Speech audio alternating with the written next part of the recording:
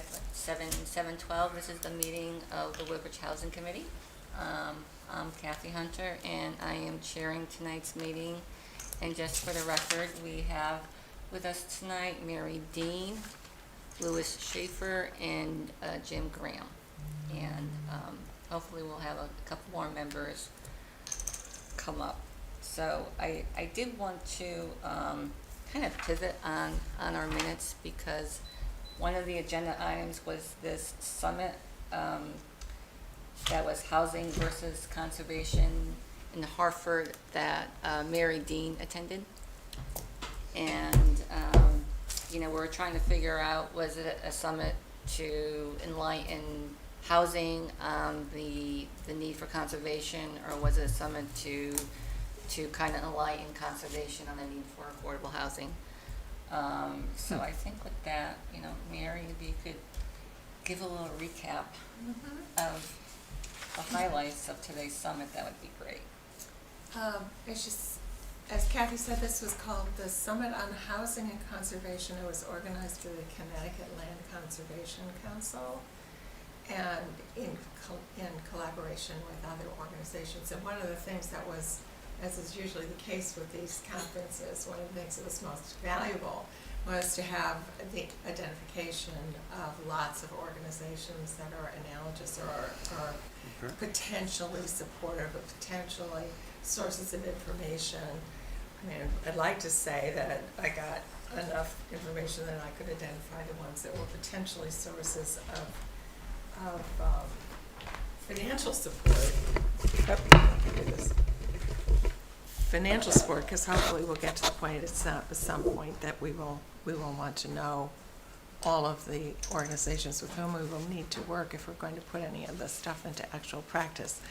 The purpose, it was really targeted, I would say, primarily to the land trust organizations and the conservation organizations. There were a lot of participants from those two arenas. Also, a number of people, staff of organizations, regional and local. Woodbridge had 4 people attend, which was a good, 2 people from the Land Trust, and then Scott Hunter and me. The intention was broad. It was to give the conservation people more information about affordable housing, and also to demonstrate and to report on not only the advantages of cooperation between conservation and affordable housing advocates, but also to report on a number of instances in which there was successful collaboration between them, and also to provide the rationale for this cooperation. So it was a lot of grounding from both sides. They got a little, affordable housing 101. There wasn't any analogous introduction for us about exactly what a land trust is and exactly how we would work with it. It wasn't geared toward affordable housing. It was largely a matter of explaining to that audience what affordable housing was, what the analogies were, what the bases for potential cooperation were. Some of this was philosophical, some of this was practical. They covered a lot of territory today. That was good. Do you think the representatives of the land trust from Woodbridge walked away understanding any of the basis for cooperation, or? Well, I believe I'm correct in saying that they were enthusiastic about that. Okay. And very open and receptive.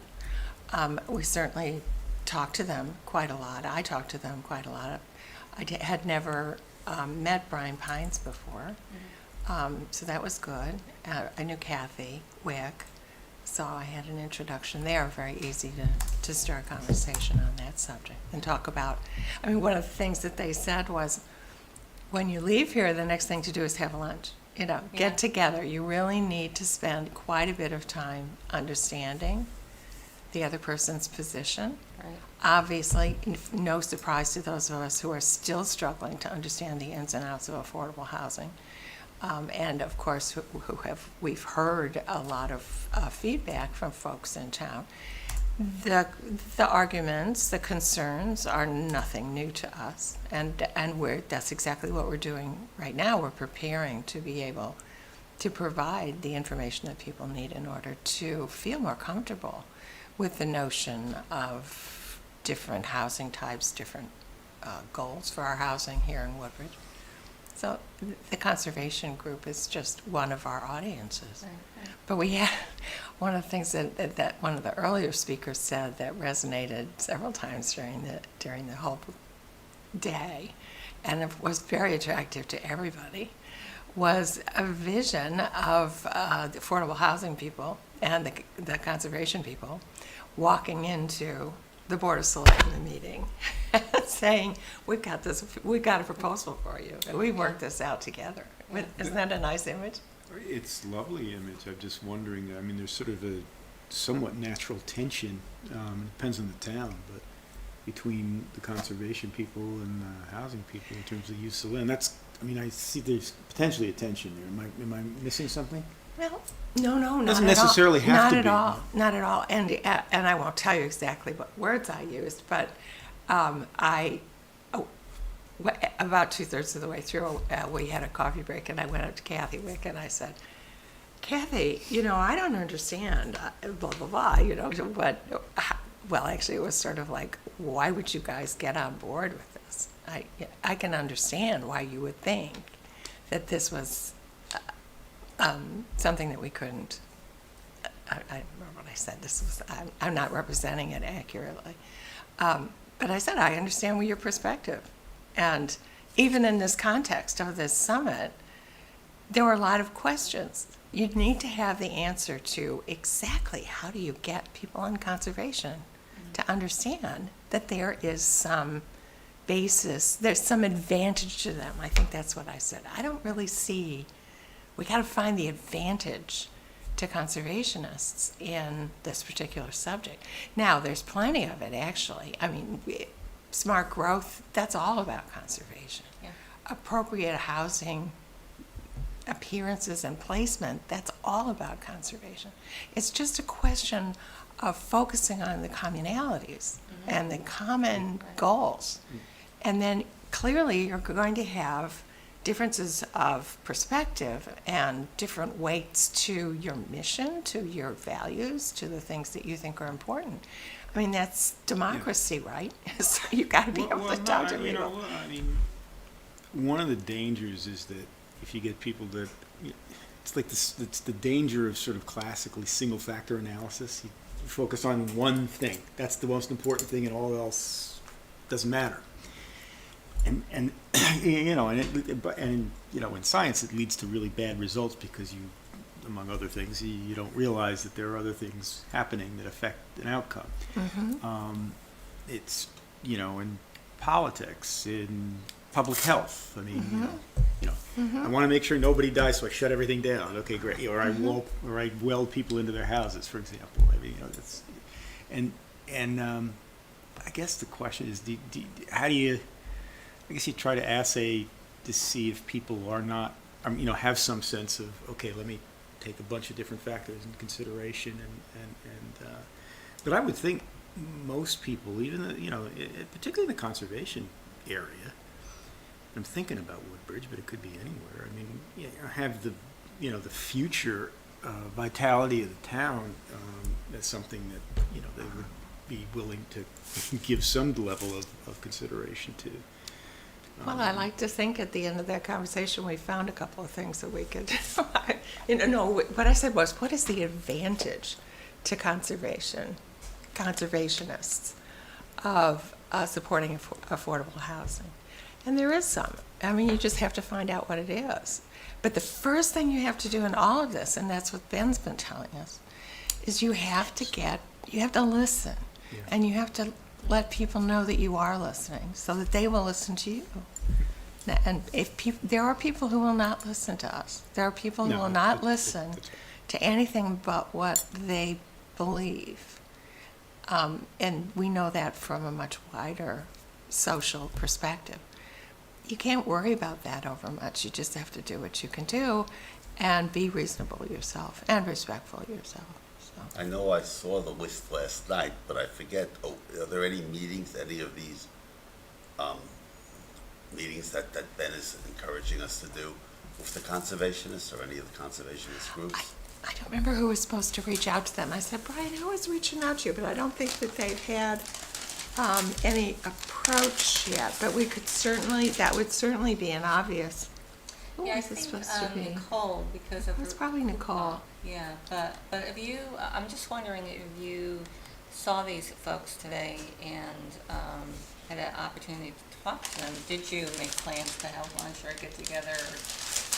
That was the last, we didn't make a time. I But we said, should- well, we should. next thing to do is to have lunch, and we all, Yeah, I Yeah. think, because, I mean, I'm always the eternal optimist, and that would be something amazing if we actually sat down and talked and hashed out our And hammered differences out. and came to a common ground and walked in with a proposal that everybody could buy into, that everybody would be, supporting, and we're all gonna jump on the love train and everything's gonna work out. I mean, probably not gonna happen, but it's just a nice thought that maybe, and this is only gonna happen by having these conversations. But, I mean, I think that's a good start, and, Tim Austin was the one that actually forwarded me this invitation, and I couldn't go because I was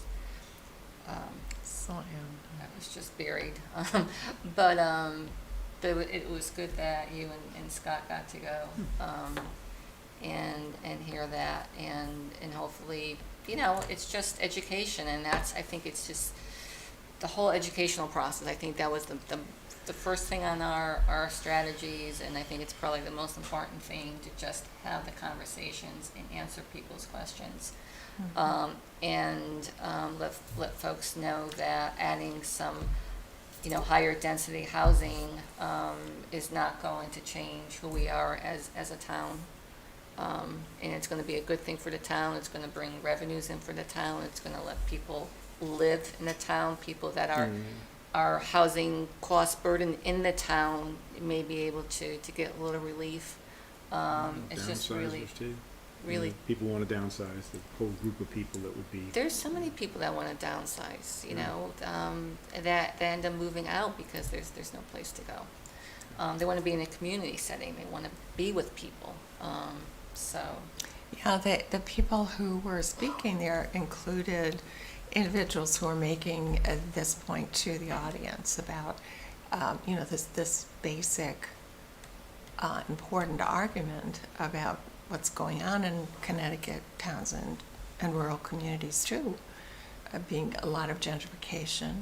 One of the things that was most interesting was a guy to me at the end was this guy, his name is David Bingham, from Salem, who's been, Speaking up just a little bit. oh, sorry, We might from be a little out of fact. Salem, who's been very instrumental in the acquisition and preservation of, disused farmland in his community. And he said that he'd come to the understanding that by doing that, he was effectively working against his community, in the sense that every time they saved a piece of property, every contiguous piece of property became 30% more expensive to buy. It became more valuable. So he was helping to price out of his community the people like the retiring farmers and the young farmers and other people who wanted to come in. They couldn't afford. Was that just a result of reduction of supply? I don't know whether it was the reduction of supply or whether it was because of this preservation of land Yes. around, the value of these remaining properties as vacation homes went up. So Okay. now he's more interested in getting a better balance between the preservation of this farmland and using some of it to provide affordable housing for over 55 people, for disabled people, for people coming in who want to live there and help develop the next generation of their community. It was a very interesting and real example of many of the kinds of things that we have learned are associated with these subjects. Is there an analog to that in Woodbridge? I mean, is that? An analogy? Yeah, I mean, I don't, I mean, some of the places in, the northwest and northeast of the state are very rural. And, literally are still working farms. There's not a lot around here, I don't think, but if people, I'm just trying, is that something that we're looking at, or are you just saying as a general example of? It was a general example from his personal experience of the confluence of the two issues Gotcha. in his community. Okay. And hearing these, again, what Ben's been telling us, hearing these stories, getting people to tell us their personal experiences and concerns about housing in our community is really an important thing for us to do, because it helps other people to understand what we're talking about in something other than an abstract context. Real people with real problems. And in thinking of the conservationists, I can't think of any reason that they in particular would view this as a benefit to them, but they would view it as a benefit as taxpayers. And I know that everybody wears more than one hat, they're not just in one group. And I guess the goal would be to show them that this is not going to harm their goals. It's not I don't know, why, if you're a conservationist, you would think having a project here would be good. But it wouldn't be bad, is what we have to say, and it would help them in their other roles. It would help them as taxpayers. It would help them in the community that they live in. They have more diversity, and so on and so forth. And it wouldn't harm their goals as conservationists. We have a lot of open space here. What if we let's take an entirely hypothetical example, okay? Let's say you had, again, hypothetically, 140 acres of unused land. And 155? Yeah, well, maybe it was 155, something like that. We'll make it 155. Just hypothetically. Hypothetically. You could convince or persuade or at least explain that you don't have to have the entire area lay fallow for the rest of God's eternal time, but rather you could probably develop that and incorporate some features that conservationists would find attractive. And in the fullness of time, and not thinking of only one thing, the future of the community is important. We have to have places for people. So you kind of be able to, it seems to me you'd have to persuade people that would be a good thing to do and that it can be done. Right. So they need to see examples of I think how we're it saying the works. same thing. I'm Oh, saying, you are. yeah. That's really, because everybody is, they're a Right. citizen here, and we have to show that this isn't going to do harm to that. Well, ultimately, I guess the Woodbridge Country Club, the way that is right now, could do harm to the environment, because that's a walking, fire hazard and every other thing that's wrong with it, that somebody's going to get hurt there. Well,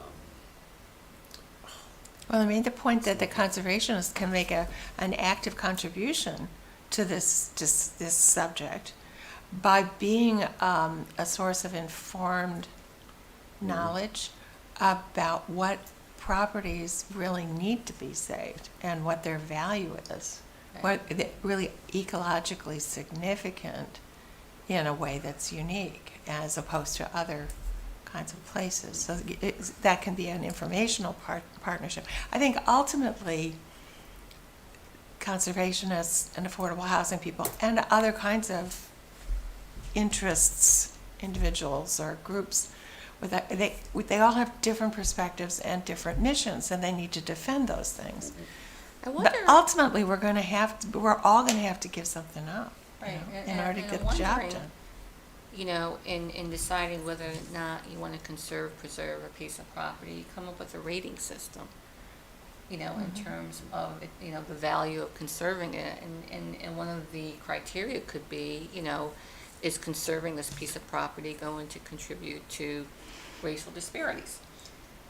And that could be a criteria, particularly on a piece of property, which is like the only town-owned property that is capable of higher density housing. It is the only piece of property that the town owns. So I would think having a rating system like that, you look at it, and again, I drive by the Woodbridge Country Club, and it's not like there's rolling brooks and beautiful trees. It's scary looking, and so I don't see the beauty in conserving that. I see the value of developing it, but I'm sure there's some conservation type projects that could go on there, but the other aspect is having congregate housing is in itself promotes conservation. Conservation. Because you're building on smaller lot sizes, so you're not doing the urban sprawl. You're gonna You accommodate are more people in this concentrating area, maybe a yeah. development on 10 acres. Maybe you got, the 100 units, 200 units on 10 acres, 15 acres, and then the rest of it could be whatever you want it to be.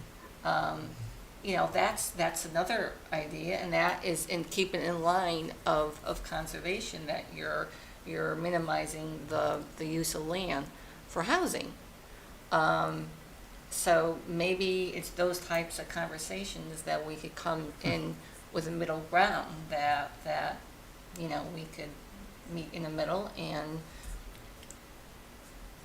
Well, it would some of the work. examples that they were giving were land trusts or conservation organizations that had acquired property and themselves carved out a piece of it to dedicate to housing. And then, then you had your walking trails and you had your outdoor amenities directly related to, in this case, or in the case of this example, lower income housing. So this was a socially, what's the word I want?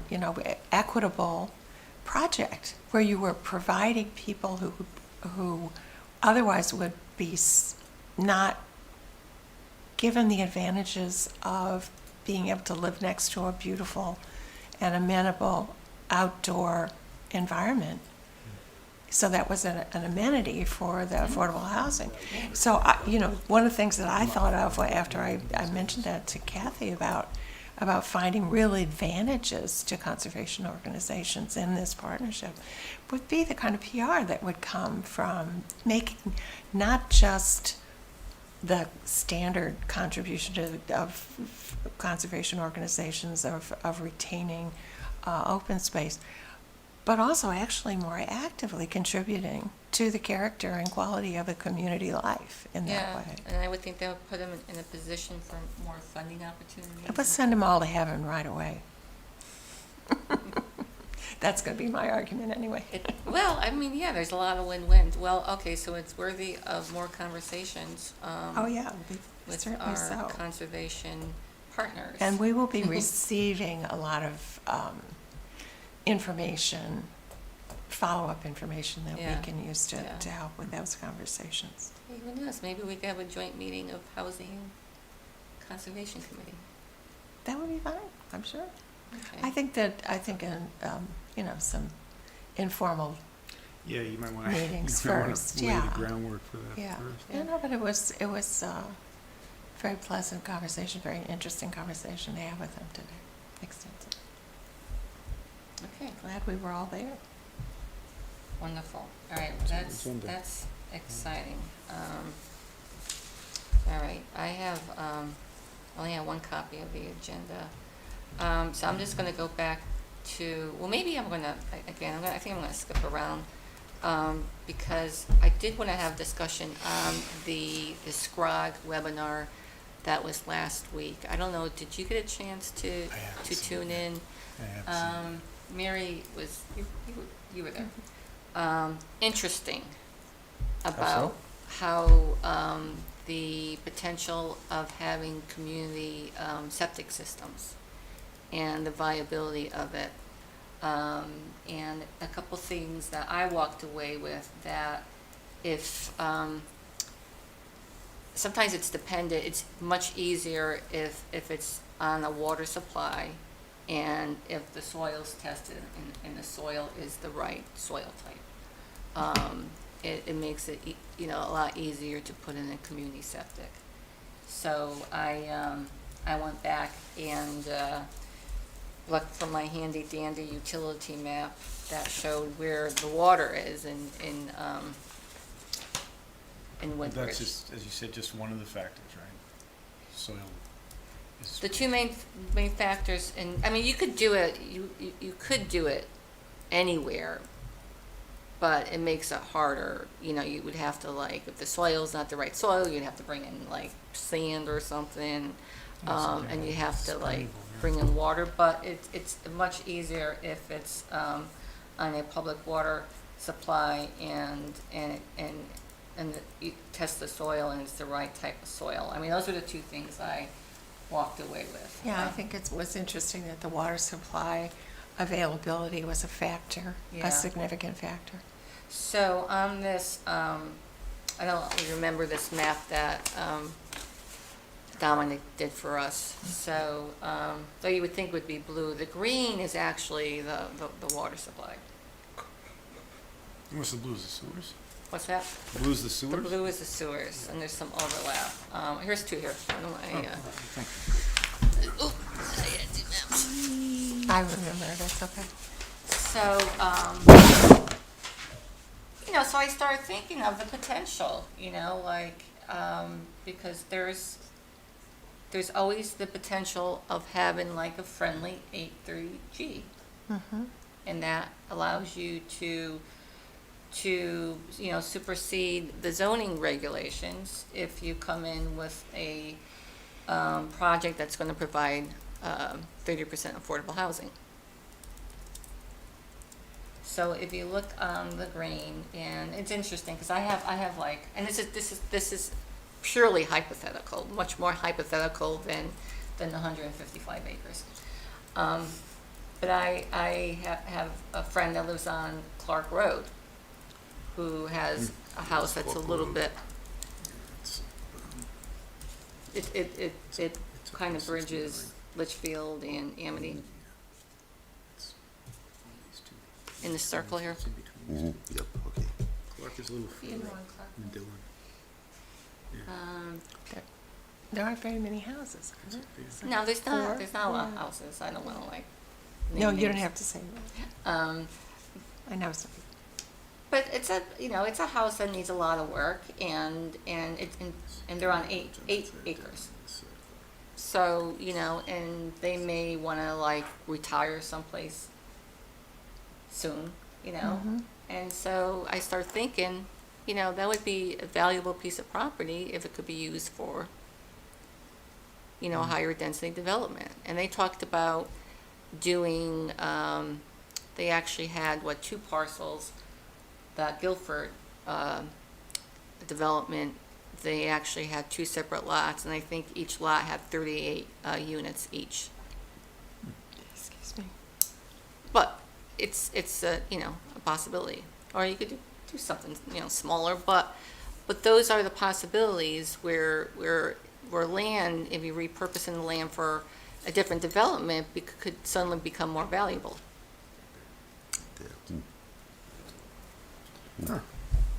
One of the things that they mentioned there was that the value of having a map that showed the developed property in a community and the developable property in a community, marked accordingly if it's wetlands and shale and that kind of thing.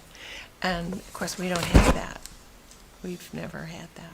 But Christine was mentioning that she had thought about all of the town-owned property that might conceivably, that we've been talking about with potential. Yeah. We want to look at it in case of, we could find some place that we could do a small development on.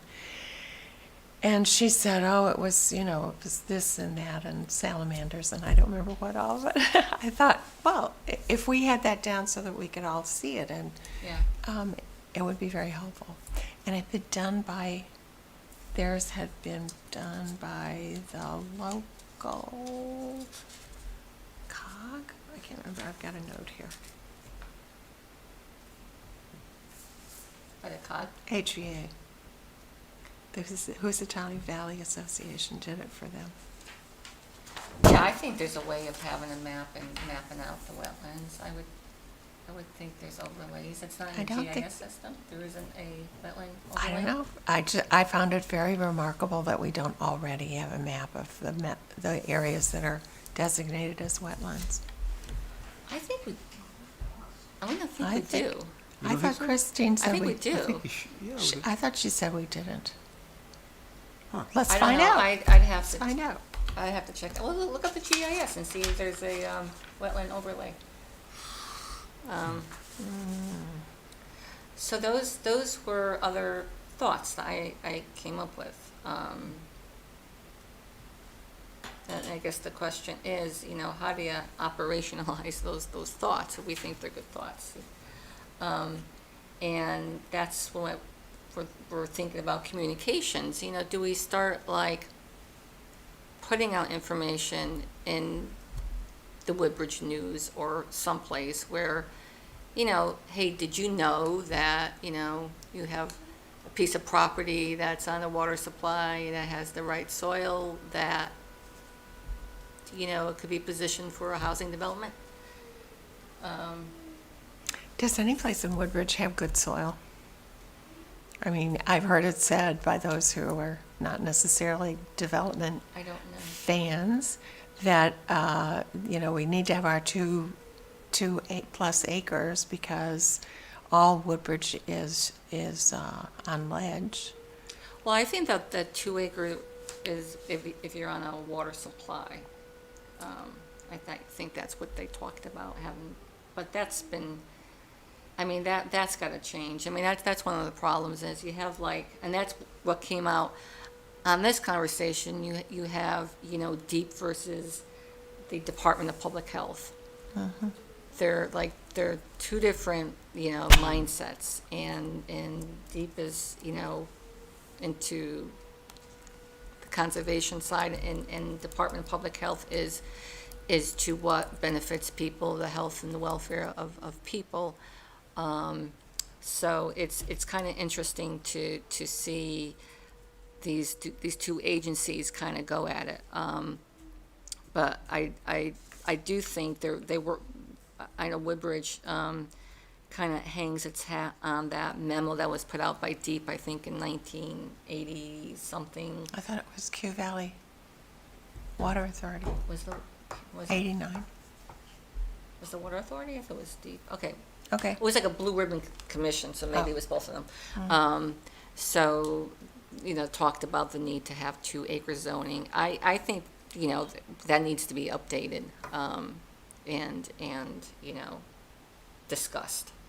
I think people just need to know, you know, is it the fact that our soil in Woodbridge, you know, such a soil that we can't have these community septic systems? I don't know. So I think it's just really doing the research and having the study. And I know in the session, they talked about putting resources into, you know, sewer infrastructure. And so that, I do think that's maybe something we should think about, or just maybe recommend to the town, that there is a study as to what is our sewer capacity, what is our infrastructure capacity in either expanding sewers or expanding community septic systems. And it would probably require, you know, looking at our septic systems and seeing where there could be potential connections that are not like cost prohibited, or looking at the community septic system where, you know, if there's in fact soil that is amenable to that type of system on a water supply, then we could do some types of development.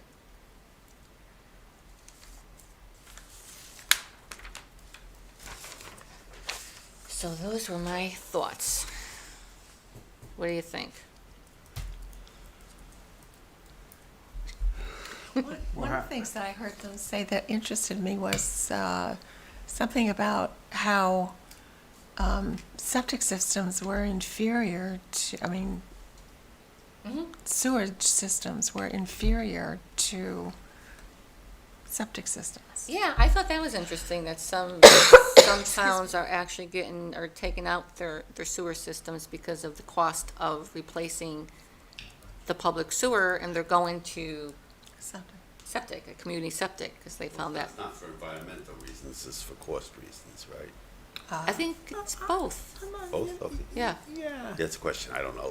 Yeah, I don't know, but I thought that was interesting, because I always thought that public sewer, is the best to have because it protects the water supply. But if it's, subject to breaking down, and causing problems, then maybe having a more contained community septic system is better. I don't know, but I do know that there's strategies we could use to create more housing here without destroying the environment. So how do we find out, whether there's appropriate soil and, I Yeah. imagine somebody should do that, but I'm just trying to figure out.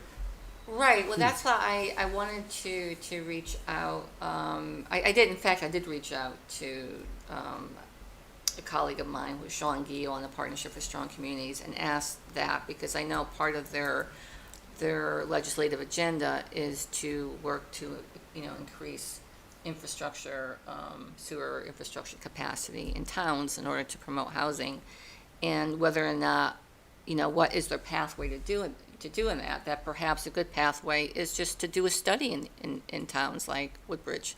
What would be the best way of expanding sewer capacity, be it community septics, be it expanding, what's the public sewer system that we have, and just having a third party come in, be it maybe it's the regional water, the New Haven Regional Water Pollution Control Authority come in, or maybe a SCROG or somebody. I think it should be a third party come in and just objectively look at what makes sense. So that is my thoughts. That sounds good. You think, okay, It sounds ideal, a sort of geological study of the whole area. yeah. I mean, it gets done on a case-by-case basis. As houses are being built, then you find out whether you can actually build or not on the property that you've just purchased. Right. But that's a little crude. Yeah. All right, well, I am going to be a little more aggressive in trying to get an answer to that. Or I could call some other people as well, but I just think that would be a good first step. Certainly be Well, interesting. yeah, I mean, if nothing, either we'll find out that there's some opportunities there, or we'll find out that there isn't, and that's something that everyone should be made aware of if that's the case too. Yes. It's a constraint. Okay. All right, I did want to have a quick discussion on the partnership training, but I don't think people had a chance to look at that. That was in the same email that I sent out that had the recording of this nitty-gritty discussion on wastewater. There is a link, and if you can't find it, just let me know. I'll just send you the link. The partnership did it was actually a collaborative. It was kind of positioned as a legislative hearing to inform the legislators about some affordable housing 101, and I think it probably would have been a great session for us to hear, like, right from the beginning, because it really clearly laid out what affordable housing is, what it isn't, just a discussion on what 8-30G is, and just to give people an understanding of the state of Connecticut, the fact that we have such a drastic lack of supply of housing, and how that's contributing to homelessness, as I discussed before. I mean, that's kind of my area, so that's my soft spot. When I see a rise in homelessness, it's just really devastating for people. And just the amount of people in the state that are just, cost burden, in terms of, just trying to survive in the state. And that's, it's just not good for the state if you can't afford to be here and live here. It's just not a good thing. It's not promising. So, we do, that's the message. We need to increase our housing across, the town, the region, the state, for us to really create a livable state. So if you get a chance to watch that, I'd strongly recommend it. They had Kylie Goslin, who heads up the Partnership for Strong Communities, Sean Gio, who's the policy director. Erin Boggs was there. She's the group that's suing us, but she had a wonderful presentation to just kind of demonstrate the gross, that Connecticut is the most segregated state in the nation. We're more segregated than, southern states, and that's not a good reputation for a state to have. It's when you look at who lives where, it's kind of sad. Well, How do you measure that? They have the measures. Oh, I know, but I think you can measure it lots of different ways. I'd like to see that. Yeah. Well, I'll see if I can find it. She does that that's done on that presentation you sent us? I don't know if the slides are on there, but she discusses it. Also, Desegregate Connecticut has a very telling map. They do a really good job. They really break it down very well, and it's very clear. They have a whole map of Woodbridge. I'm not Woodbridge, of the state, and they show where people are concentrated, and it is telling. So I really would recommend folks. I just kind of turn it on and I'm like cleaning the house, and I kind of try to listen to bits and pieces. But it's good. It's a good discussion. It seems like all the statistics that you run into on the subject are It's overwhelming. overwhelming. One of the ones that they mentioned today was that over 1 in 8 households in Connecticut spends more than 50% of their household income on housing. More than 1 in 8. Yeah. That's a very high percent. Yeah. And renters, I think it's 1 in 4, right? That's the total. Yeah. Yeah, I mean, I think of my kids, both of my kids, they want to move out of the house, but, they're paying like 60% of what they're making on rent, but, of course, it's a good price to pay to be out of the house, but, but it's, Not everybody takes that path. it's hard, it's hard to, get a start when you're paying that much on housing costs. So, one of the things I did want to, the other night, there was a question on the what is affordable housing? And that was was a question that came up with, during our power mapping, when, Dave Vogel particularly, he raised it. He actually came to our meeting, and we invited him to the table to just kind of, hear him out. And one of his, questions he had was that people don't really understand what affordable housing is, and if in fact, if we do affordable housing, whether or not that would be open to people in Woodbridge. And so we kind of went through the exercise. I did the research, and one thing I did learn, which I didn't quite understand all along, was that the big A affordable housing, that housing that goes towards the 8-30G count, that goes by that's calculated using the state's annual median salary. So it's not the salary or the median income of the area, it's the state's. Unless the area is lower, then it would go to the lower amount. But in Woodbridge, it would, of course, be higher. So I sent this out before our other meeting that we had on, is it Tuesday? Yesterday, right? That one I saw. Yesterday.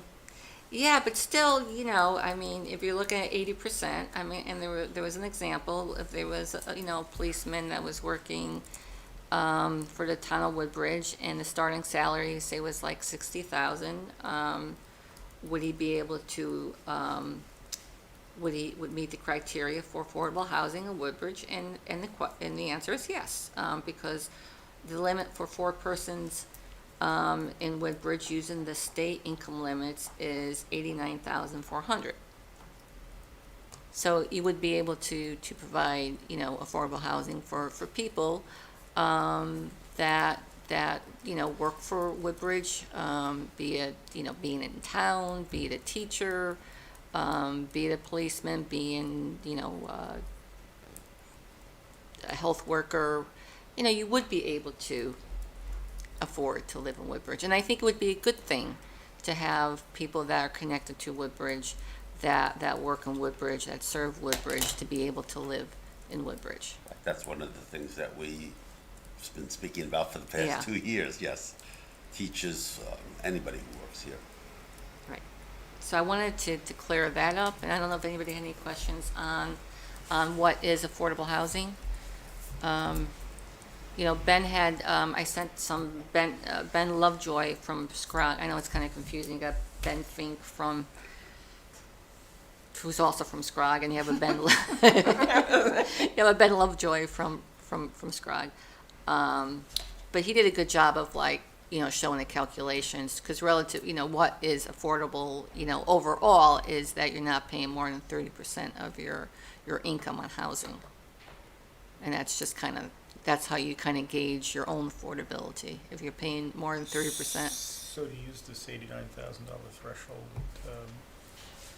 in Woodbridge, so you're talking about something like you can't spend more than 27,000 on. Is that? I got that right? Right, it would be 30% of 89. I just did it. I pretended it was 90 to make it easy. Yeah. Less. So, Okay, so and then I got to remember I don't remember what all the inputs are. It's your rent, your mortgage, and there's a few other. yeah, well, if it's rent, it's whatever There's cost to rent, The utilities. utilities and stuff. Taxes. Yeah. Isn't taxes in that? That's, Well, the rent either incorporates the taxes or but you'd have to look at see if okay. yeah. So, Still. Need a diagram. so that's that. All right. Let me mention that there's both David Lober, when he was with us in the power mapping session, and I hear this from other people who, including our neighbors today, was a great deal of interest in preserving and converting naturally affordable housing here in town, of which there is a certain amount, to capital A affordable, and keeping that housing from being torn down and replaced with McMansions and so forth. And I think that this group it would be well if we gave that a little bit more thought. Yeah, no, actually, there are programs out there, and that's the whole thing. The natural, what they're calling natural occurring affordable housing is, in itself, it wouldn't qualify as the big A, because you have to meet a certain housing quality standard that a lot of these houses wouldn't meet. 'Cause most of the time they're affordable because they're kind of run down, they're old, and they're in need of repair. But if you could have a program where subsidies are used to come in to rehab the houses, and then the subsidy in effect causes, the subsidy is on the house as a mortgage instrument, and that acts as a deed.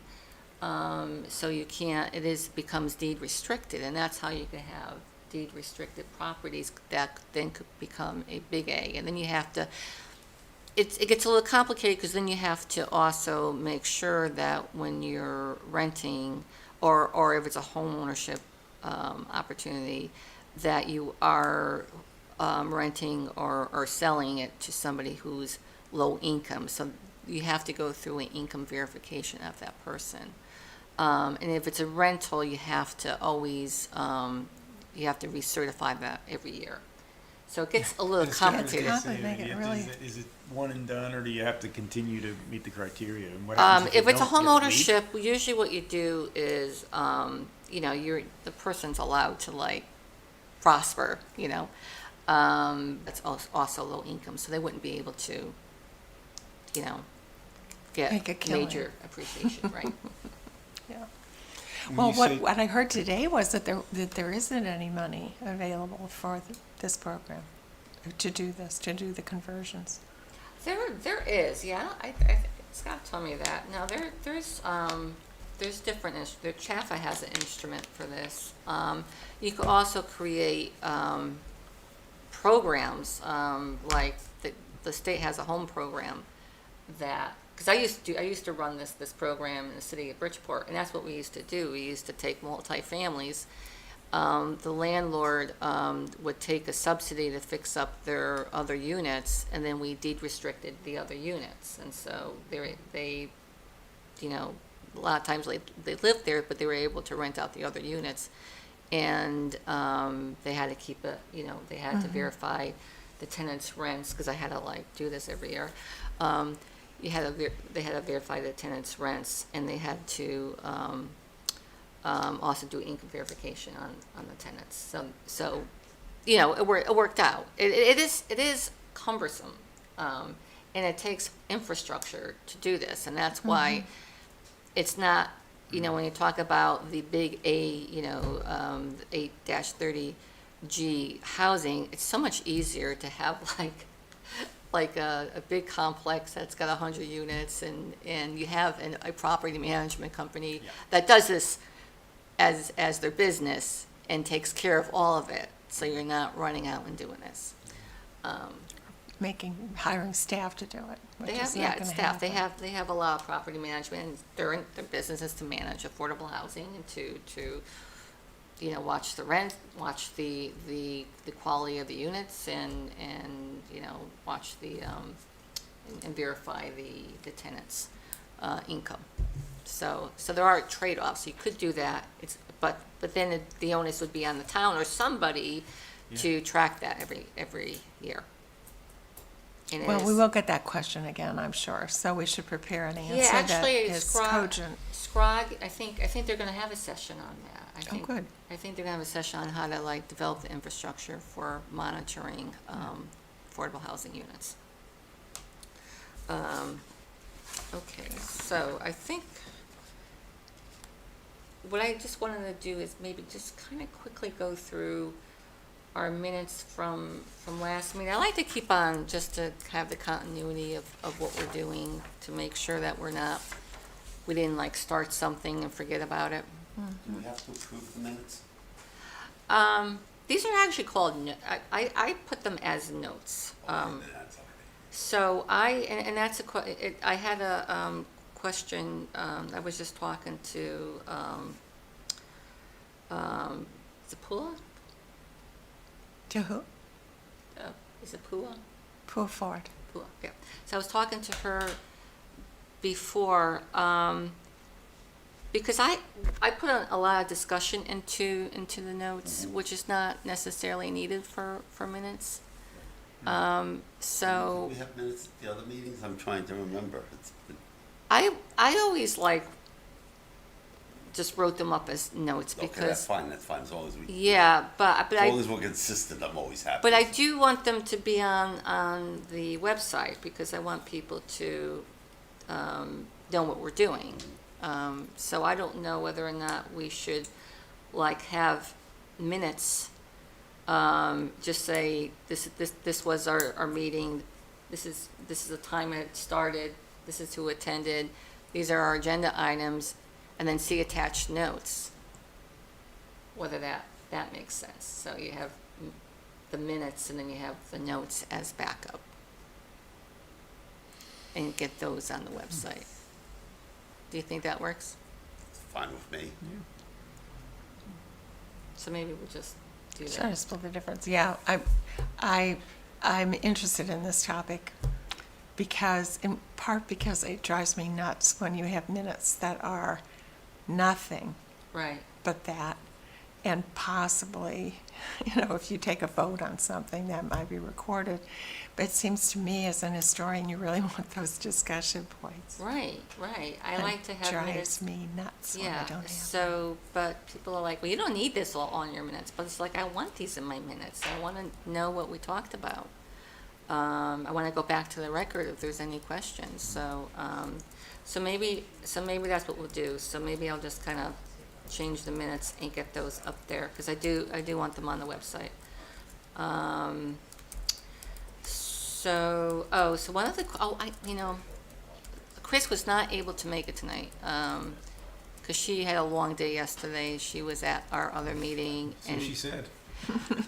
She lets us know. and then and I guess she had to go somewhere else. She didn't get home till like almost 10 o'clock. So she's like, do you really need me at the meeting? And I'm like, "Yeah, I'd love to have you at the meeting, but, if you're tired, you need to, sometimes you just need to call it a day."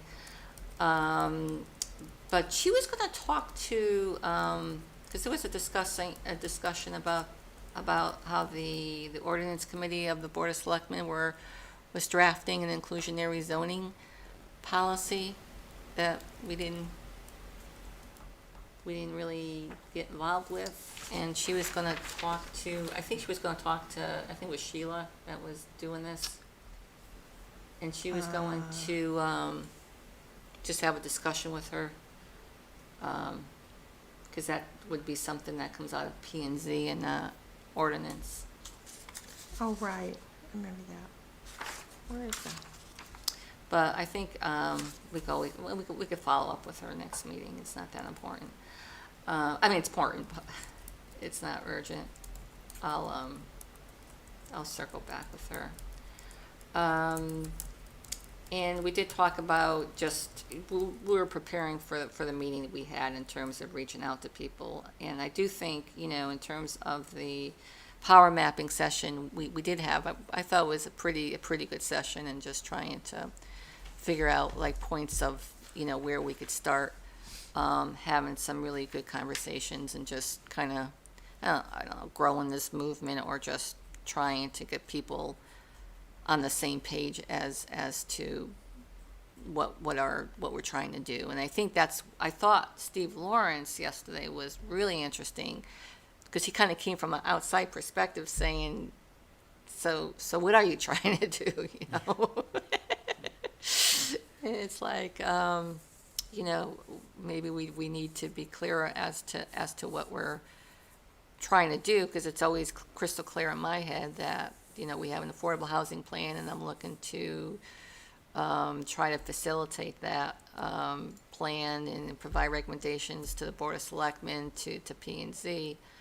But maybe that's not clear, so I don't know if that's why I think it's probably good that we come up with some messaging, our next session with Ben, so we could talk about what our end goal is. Because our end goal, we're not trying to like force our agenda on people. We're just trying to listen to people and get an understanding and come to a middle ground. Yeah, I thought there was a little bit of disconnect between Steve and Ben. I think what Ben was suggesting we do is sort of do this in sort of steps, different plateaus, create, just discussion so that you find out where your allies are, and you sort of, and the educational part, while it's part of that, it's not the most significant thing. You just want to get sort of, like a large, I'm not getting the right words, but you want to try to find people who sort of have, for whatever reason, maybe we need to do something, whatever we're doing, to make sure that the town remains vital, that we have places for people to go, and how we do it may be something that, you know, the details may come later. Yeah, I do think it's going to evolve, you know. But I think the first step is just starting. Right, but I mean, I think it was either you or Mary that.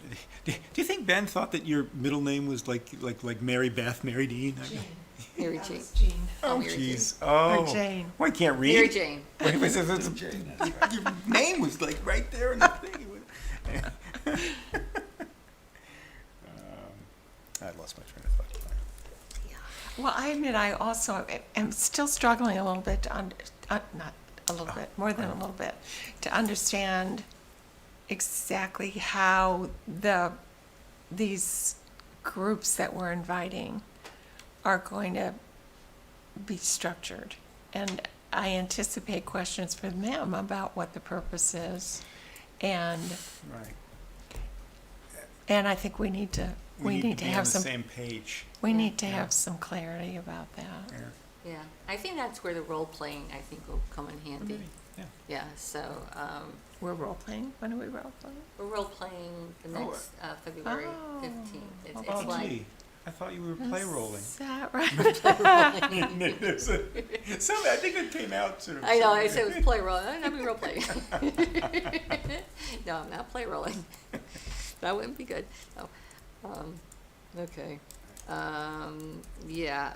One of the things we did talk about was, this is actually a reflection from the previous minutes, but I think it's still a good idea is to create some kind of pamphlet to be able to hand out to groups that we talk to, as you know, just some key points to understand what affordable housing is and what we're attending to target and why it's good for Woodbridge and why it's good for, you know, the region and whatnot. Aren't some of those things contained in the preface to the report that we Actually, we Well, had some it good does. stuff. Yeah. You know, that's a good idea. Maybe we should just like print our letter out. Well, or at The least, preface being the thing that we wrote to add. yeah. Yeah. Yep, I agree. Yeah. Yep. That I was mean, I think good. there's some of that stuff is, I mean, it's it's really the message we want to get across, and it's not too overwhelming. You know, I at one point thought it would be a good idea of just publishing that letter in like Woodbridge Town News or something. Which letter, sorry? That preference. You know, the The Oh, preface. that one, yeah. Wouldn't that be a good idea to just, you know, I really wonder how many people actually read that. yeah. Or maybe some just looked at the length of the thing and said, uh-oh. I think that's probably right. I think if it's a freestanding thing that's very short, people will, but if it's 50 pages, people are going to, you know, roll their eyes and say, I'm not. Yeah. That's kind of why we wanted to put it at the front, by the way. Well, and also our recommendations. I mean, one of the things that Kathy Fink and I were talking about was the desirability of adding housing in the flats to the second stories of, you know, mixed use buildings. And I said, that's in the that's one of our major proposals. Yeah. Oh, really? So, you know, I was glad that it came up in conversation, but that is something. Some of our recommendations are inarguably, I think, advantageous to everybody. So Yeah. they should be emphasized. Yeah, so that- and they kind of got buried, I think, because of this, to some degree, because of the size of The the. size of it, yeah. I mean, I think that's a good idea. Maybe we should just take it out, reformat it a little bit, and maybe use that as a handout. That might speak for itself. I'll have to reread it. Yeah. I Well, think- if we wanted to have like a column, we could write a short blurb on each one of our recommendations in sequence. You know, what were the recommendations of the housing committee, and then address each one of Yeah, them. that's another good thing. You know, well, it's. What are we talking about? Yeah. Here's our strategy we're working on. Did you And we know, invite, you know, yeah. Yeah. yeah. Ooh, a cereal. It's like Dickens, you know. Yeah, I'll have to wait for the next installment. yeah. No binge watching here. No. Yeah. Yeah, I think I'll have to, because I know Chris was going to reach out to them, but I don't think she ever reached out. But one of the people that's gonna help us out is Jeanette Glicksman, who heads up the Human Services. And she has a captive audience because of she works with the senior center. So that's another group. Actually, probably a group we should start with, because that should be a captive audience if they are. Yeah, they can't move Literally. as fast. Literally. Yeah, they can't run out of the room. Well, maybe they could. I don't know why I'm laughing. I'm, Go in there, you that's- know, Yeah, duh. yeah. You got 5 years, buddy. No. But she's also serves a dual role now as the communications director. So she's wearing 2 hats. So thinking, maybe she could help out with this as well. And I really was hoping Nicole would be here, but Nicole is working on that project for Coopop, where they're coming up with a list of town-owned properties that's going to have some backup information on deed restrictions and easements and things of that sort, so we could see whether or not, and probably descriptions. So maybe she might have information on whether or not, it's on. It's wetlands or something, but it would help us, kind of identify potential properties that we could maybe suggest to the town to bundle for development opportunities, be it maybe first-time home ownership. If you are able to donate the property and you have a nonprofit developer come in and do a home ownership project, it makes it a lot easier if you're not paying for the cost of property acquisition. Just pencils out a lot easier. So those are some other suggestions we had talked about. We had gone through the list of I think it's 10 ways of creating affordable housing, 10 actions to grow your supply. And I did want to actually get Sean Gio here to talk about, because he's the one that created this list. Because another one is pretty interesting is creating an incentive housing zone, which the town will actually give you incentives for creating an overlay zone in order to it changes the zoning for that particular piece of property. So that's one way of doing it, and you get incentives for doing that. Oh, you did. Oh, Always looking at the approval for the properties up on Northrop. You're looking at the what, Fred? Oh, the 3 houses I they're know the building up 3 on Northrop. houses, There's a yes, big I old know. rock thing. Is that what that is? Yeah, okay, I was a CO. I thought I spread out the minutes, sorry. That's okay. I was looking over his shoulder. I said, why am I doing Oh, I that? didn't realize. I would have held it better for you. Oh, I no, thought- I this is, thought you had this is one, much so- more fun. Of course you did. Yeah, gotta have fun. Okay. So I am gonna still try to get Sean here maybe for the next meeting.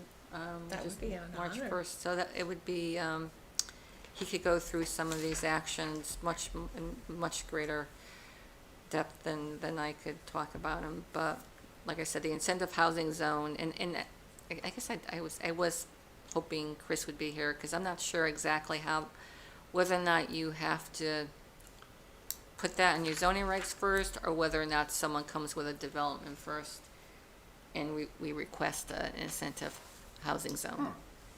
I'm not sure how that is operationalized, but maybe that's certainly something Sean could help us with. And then the other way of, kind of accomplishing the same objective is if you have friendly 8-30G applications, because that also changes the zoning regulations. And a lot of towns do work with developers for particular projects, knowing that, that they're not going to be able to deny it, but they kind of work with the developer in order to create what they call a friendly 8-30G. Okay. Because they know if they bring it to court that they're not going to win. And that is all I, So we return to the question about exactly what we can anticipate here in Woodbridge based upon the availability of building lots of a certain size, and character. Because I think, some people think that we're not ever gonna see an 830G because there's no place for a builder to build something big enough to make any money on it. well, I think there is. I mean, there's plenty of privately owned property. But again, the question is it buildable? And that's where the mapping comes in, so that you Well, can see where your yeah. vulnerable areas are. I mean, you know, you do have the zoning regulations on the book for multi-housing now, that if you're on a public water, public sewer, you could create multifamily housing. It's 15 units per acre. You could do something like that. And there could be situations where it's cost feasible to connect to a public sewer. Like we have some areas where there is water and it's just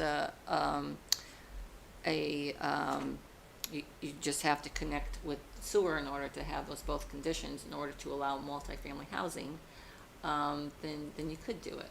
If you tear down the house that's on the property already. No, but I think there's vacant property. Did you ever drive around Woodbridge? Oh, yeah, but water and sewer. Yeah, well, there is, I mean, we see areas where there's water, and there is sewer areas, and there are connections, and that's why you need to do a study. I mean, if you look, there's different places where you could connect with the sewer. It's just capped off, so you just have to have a connection. So Yeah. there's ways of, and that's why it would be good for someone to come in and, and just do a study. Why do we have this? Who I would was do that? probably here from, What's that? Oh, Who would okay. do that I for didn't us? think we It's just some- included- I would think the water, Yes, okay. I would think the New Haven Water Pollution Control Authority would be able to do that. I would think. Maybe them working with this, getting somebody, come on, a consultant. There's people that could do it. There's people that could do an analysis of your sewer infrastructure. They're out there. Oh, well, I wasn't referring to just the sewer infrastructure. I was referring to how that fits in with developable properties, you know. So, as I said, currently, a lot of the properties that would be eligible to be converted to multifamily housing have structures built on them already, and it's presumably not cost-effective to buy an expensive house, tear it down, and replace it. No, but there's plenty of places where there's not an expensive house where it could be a tear down. Exactly. That's what we need to know. Right, so, what I'm thinking about could be a tear down, and I'm thinking like, Clark Road, that could be a tear down. So there's, and when you drive around Woodbridge, there's some houses that could be torn down. That it, I know where I'd do it if I was a developer. So, That's a good Um, view. so our next meeting is Okay. March 1st, and I would like to try to get Sean Gio to kind of flesh out some of these strategies we were talking about. I think by that time, Nicole probably would be done with her list. And maybe we could look at that list and see whether or not there's some potential properties we could bundle for recommendation. Is there a possibility of doing, I'm gonna be in Florida on March 1st. Oh, are you? Is there a possibility I could do it, I could take it from there if we could do it hybrid? And Elaine's probably still away too, so, Yeah, I wonder what is the hybrid? Is that a way of doing this hybrid? we- There is. What we could do is we have a meeting owl. I'm not sure if you're familiar Right, with that. Yes, I yeah, am. yeah. We can hook that up here, and what would happen is that those who are attending remotely would be heard through the owl. And, Okay. the owl itself also has a built-in mic, so that you would be able to speak to them through that owl as well.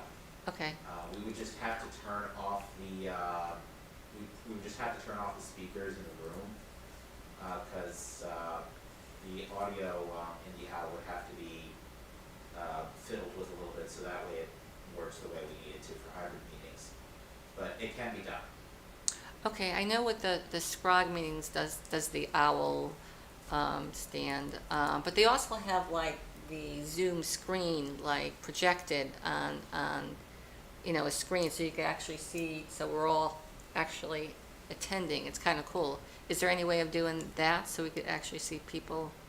Yes. Come in? What would happen is we would have the WebEx meeting up on the projector, Okay, and we can prioritize the panoramic view from the owl, so that way we can either prioritize the panoramic view from the owl or the people who are attending, however you'd like it. cool, okay. Perfect, perfect.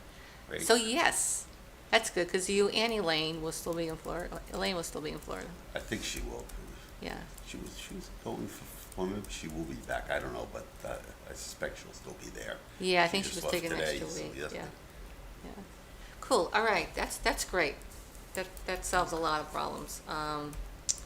Okay, is there any other business I missed or anything else people want to discuss, or any other questions or follow-ups, or? No, you may want to send out a notice, because I think there was confusion on this meeting. Both Jim and I were looking for, I was looking for the Zoom thing and I couldn't find it, then I realized it was Oh. here. And then Jim called me and said, I can't find the Zoom, and I said, I spent the same thing looking for I'll be it. right there to pick you up. I do you read my emails? I mean, I do I send. saw what I found was from a few days ago, not from, I try to spell, well, I send it out Monday to say, okay, What I need to do is read them when they come in, as opposed to 3 days afterward, because then they just pile up and then they all Yeah.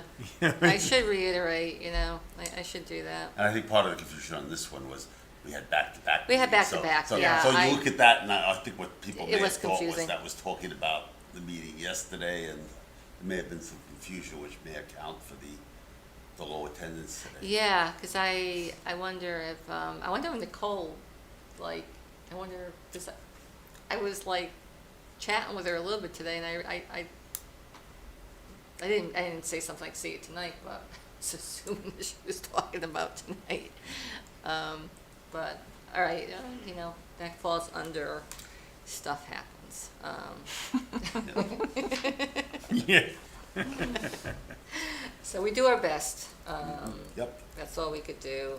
So I'm gonna try to rework these notes into minutes so we could get them up on the website and everybody knows what we're doing.